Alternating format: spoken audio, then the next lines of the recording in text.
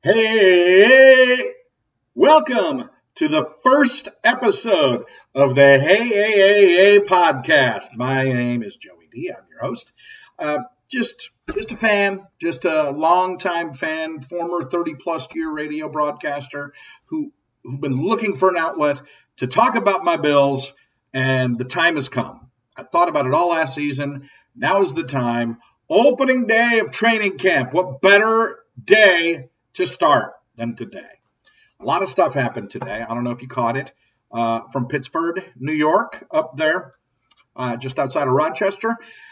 The Stefon Diggs thing, thank God, is over. And it was all to do about nothing, as I suspected. We did an intro podcast a few days ago that wasn't technically in episode 1, but it was kind of an intro to what I'm trying to do here, what I want to do here, which is just be a fan, but have a way that I can express myself and have an outlet to just have fun and not come at it from a professional media person point of view like all your other podcasts, or from a highly technical point of view, because I've been in the football business before as a coach or a scout or whatever. No, I'm just a fan. Just a fan. Played a little football when I was young, and been a huge fan ever since ever since the 70s. I'm 56 years old, so do the math. I was a kid in the 70s, became a fan then. I was a fan of our Bills, but I won't even talk about how I was also a fan of the Cowboys back then, because I was a big fan of Tony Dorsett and Captain America. I almost said Terry Bradshaw, but no, that would have been the hated Steelers at the time. But anyway, let's move on to what happened today. The Diggs thing is over. It's done with. He dealt with it. He talked to the media for 20 minutes this afternoon and did a great job.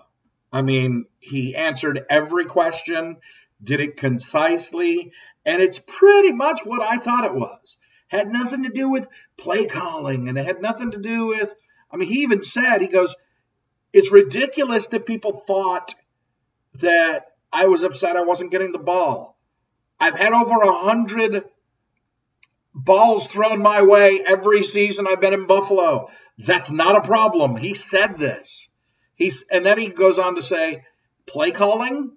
I wouldn't know how to call a play or call a game. That's absurd that you would even think that I would want to do that. And I love the fact that he just cleared that all up.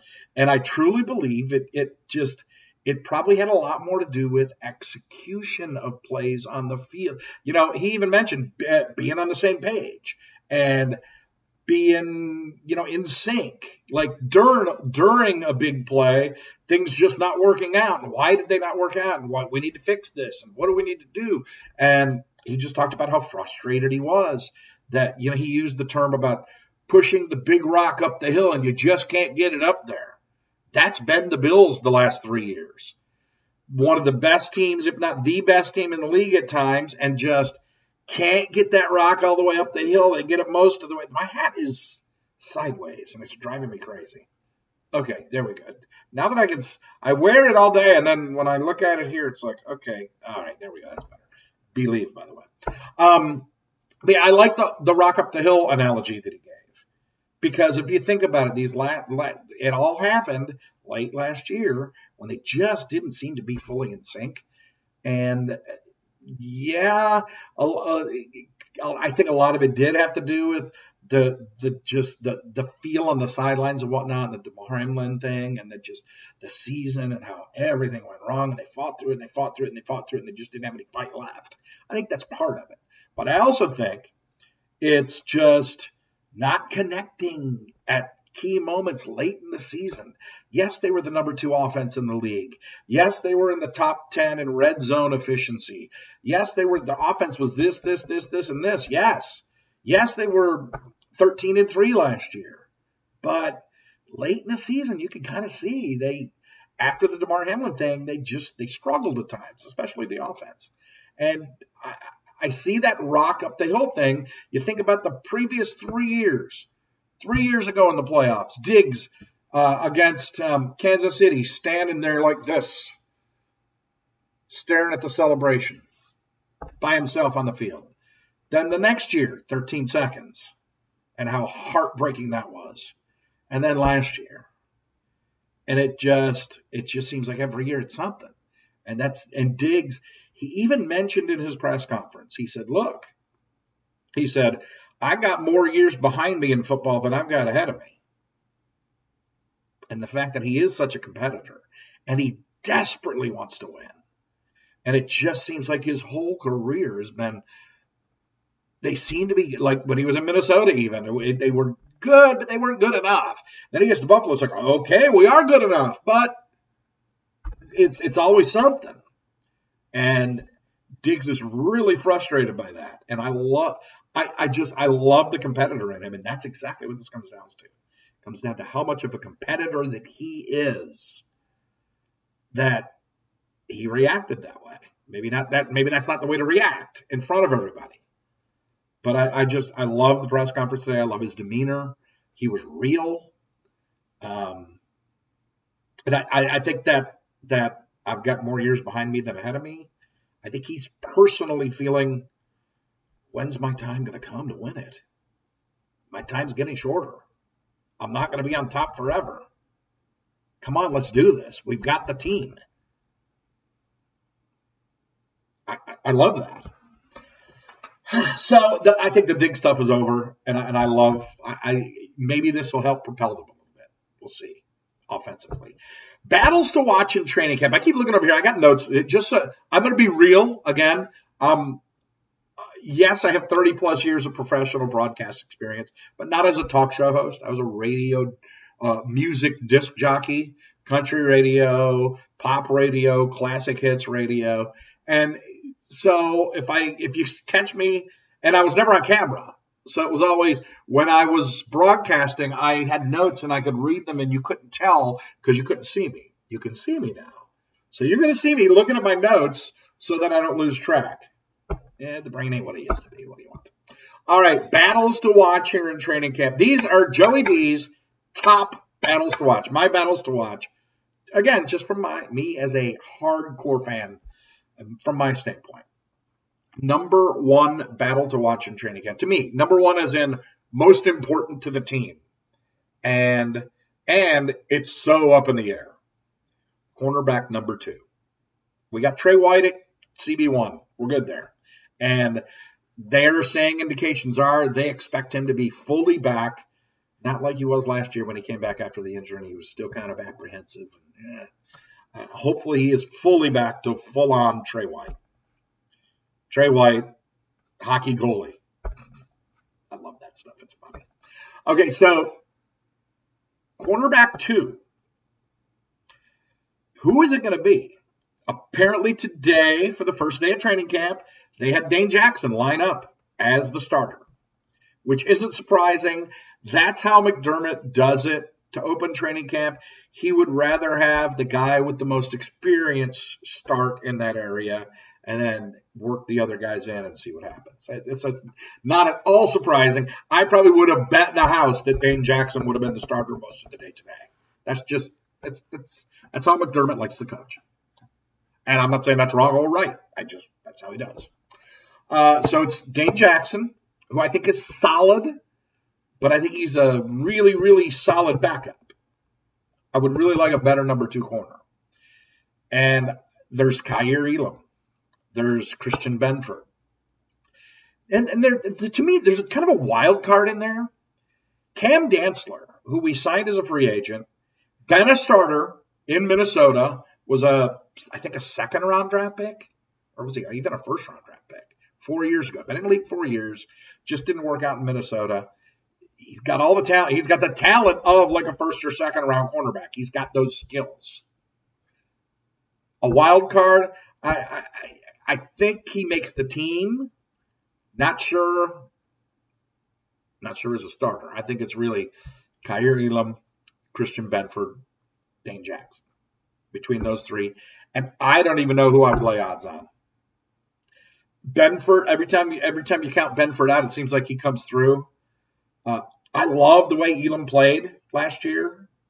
and all indications are that he's learned a lot in the offseason about how to be a pro. And I guess if I had to give my own favorite as to who I think, not my favorite, but who I think will win the job, I think it'll be Kaiir Elam, because I think as a first-round draft pick, he'll be given every opportunity to win the job. But I wouldn't be surprised if it's Benford or Dane Jackson. All right, battle number 2 to watch. Mike linebacker. We already know outside linebacker is Matt Milano. Okay. And one thing we learned today, if you didn't catch it, on One Bills Live today on WGR, they had Brandon Beane, interviewed him live. Tasker and what's his name? The other guy, the guy who's now the voice of the Bills until Murph gets back. They interviewed Brandon Beane and talked a little bit about the linebacker battle. And Brandon Beane basically said rookie Dorian Williams is going to be the backup to Matt Milano at the outside linebacker spot. That they didn't want to put too much on the rookie. He came out of Tulane. He didn't have as sophisticated of a defense. It's too much for him to make the calls and to do everything that they expect their inside linebacker to do in this defense. So basically he said Dorian Williams is not going to be the guy, not even in the conversation. So in the conversation is Terrell Bernard, rookie from last year, Baylon Spector, the rookie from last year out of Clemson, or Tyrel Dodson, the, I think, 4th year now, pro, 4th year in the system, knows the system, knows it like the back of his hand, and is a good athlete. And I think, since he has the experience, I think he's the favorite.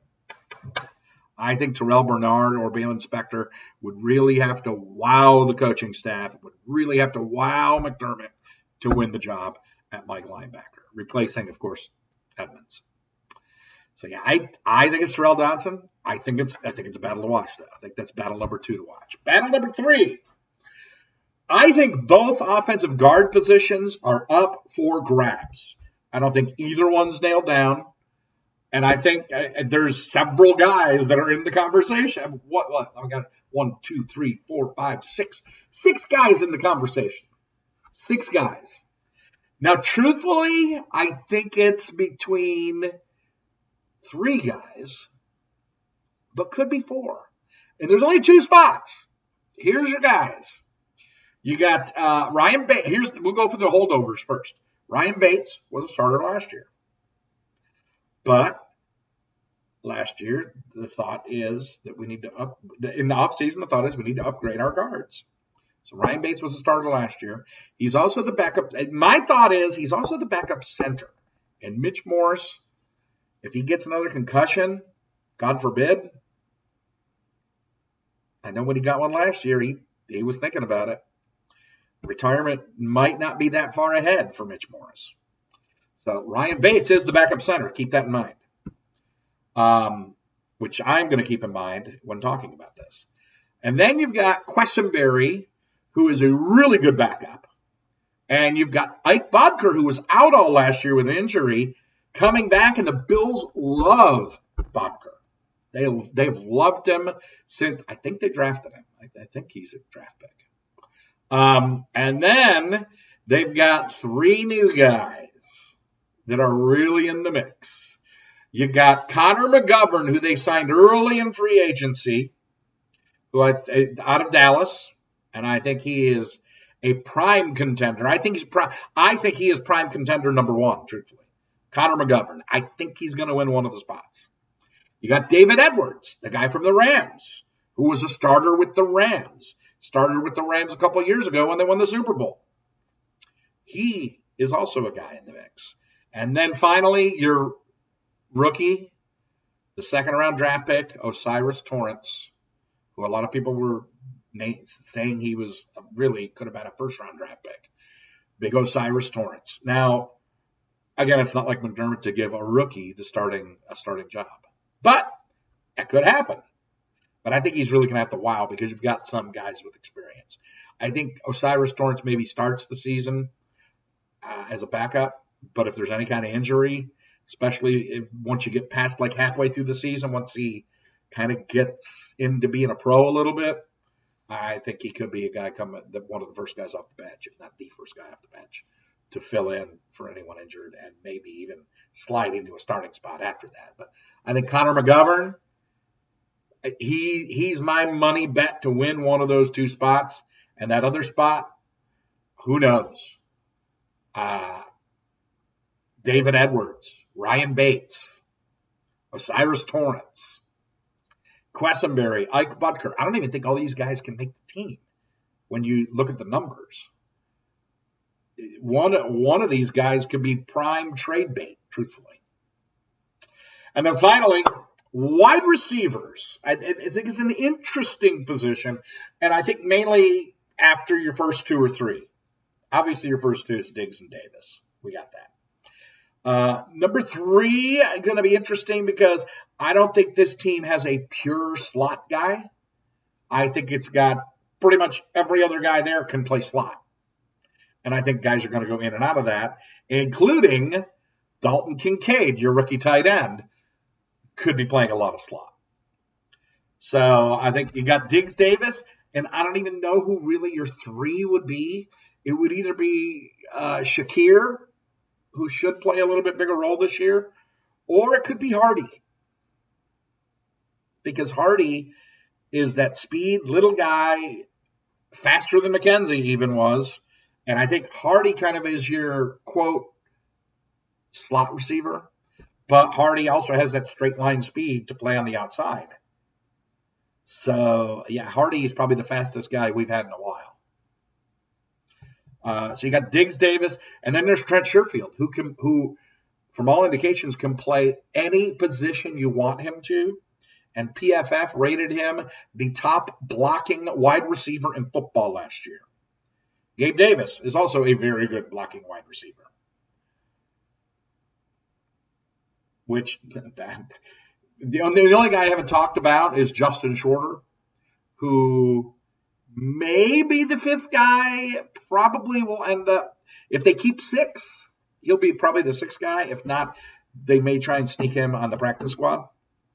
But in the past, we've seen guys get snagged. Isaiah Hodgins was the latest guy that got snagged off our practice squad. Became a very good player for someone else. It's something to worry about for Justin Shorter. So I think those are our guys. Kincaid, it's going to be real interesting to see what they do with him. All reports today were that he looked really good, caught a couple touchdowns. Him and Josh looked really good together. Him and Dawson, I don't know if you saw the embedded that came out yesterday or the day before. The Bills embedded about what happened in the offseason. It was about and it was about mini camps and then about the charity softball game. And they had Kincaid and Knox in there kind of becoming good friends. That they're really similar kind of guys. And that'll only help Kincaid, I think, become a better pro just because of how Dawson Knox is. Knox is a team guy. He doesn't care about, I don't think how many catches he has, how many targets. I think he's just, let's win. And I love Dawson Knox. So, again, all indications today, the offense didn't look great. The defense looked a little better than the offense. And, I haven't talked about a lot of other positions that are interesting to me. This is a deep team. I'm 56 years old. I believe this may be the deepest Bills team in my lifetime. The depth on this team. We already went through all those guards, all with starting experience in the NFL. One of them are either going to get cut or traded, if not two. I mean, there's 6 guys. It's crazy. And the cornerbacks and all those linebackers that we have and the wide receivers and and we haven't, what we haven't talked about? Defensive line. I'm gonna hold on that because that's a big subject. I think our D end room and our D tackle room are deeper than it's been. That I don't know. It's very deep. Last year I thought it was slim pickings. This year it's, and I'm gonna say it, PG-13 time. This year it's deep as hell. I don't know how deep hell is, but it's deep. Wear your boots if you're going into the D line room or the D end room or the D tackle room, because there's a lot of guys in there. And again, guys that there could be guys that can be traded, because if not, they're going to be cut and snatched up by another team. Okay, that's it. I could keep on rambling. As I mentioned in my intro episode last time, I used to always be told by my program directors, Joey, you talk too much. Keep it shorter. Be concise. Less words. I don't have to worry about that here. I can say as much as I want. I'm really just doing this for me. I hope I get people watching and listening, because I have fun with this. And you'll see I'm a pretty passionate guy when it comes to my Bills. Especially once the season gets started, if I jump on one time, like right after a game, whether it be really good or really bad, you'll see that passion. It could get crazy. Just saying. So, again, that's it for episode 1. Day 1 of training camp in the books. That would be, what is today? Wednesday, July the 26th. I don't know when I'm going to do my next one. Probably over the weekend. I want to get a couple of days in camp first, see what happens. Have a lot more to talk about. I'm just glad the Diggs thing is over. I really think it's over. I think it's over. Matter of fact, I think it could be up from here. I'm going to take a deep breath. I'm thirsty. I might have a beverage later. This isn't quite an adult beverage, but